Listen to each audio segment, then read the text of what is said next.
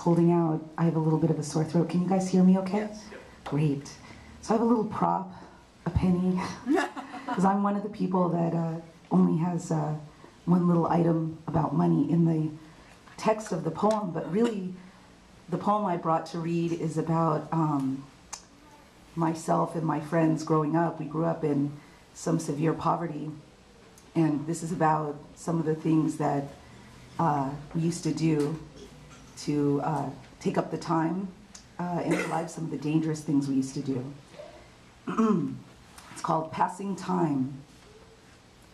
On a loop at the end of a rope that hung from a jut of rebar at the top of a train tunnel facade, we'd fit and fashion a cardboard square like the seat of a swing.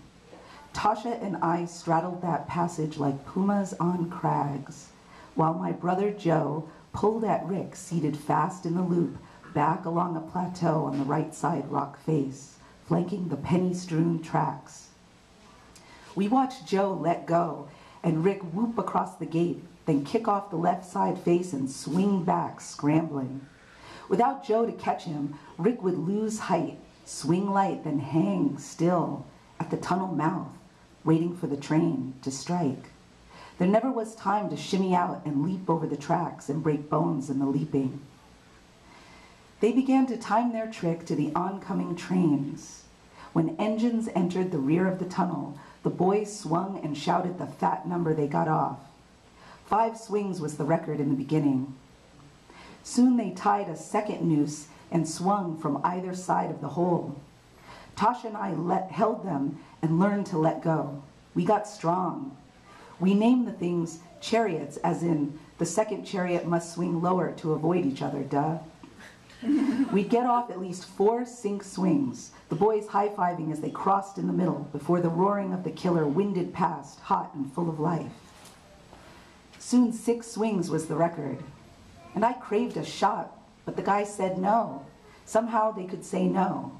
No matter, Tasha and I could see each other, broken against a snub-nosed Amtrak, our brown hair and blood bouncing off thick windows, guarding gaping people heading away.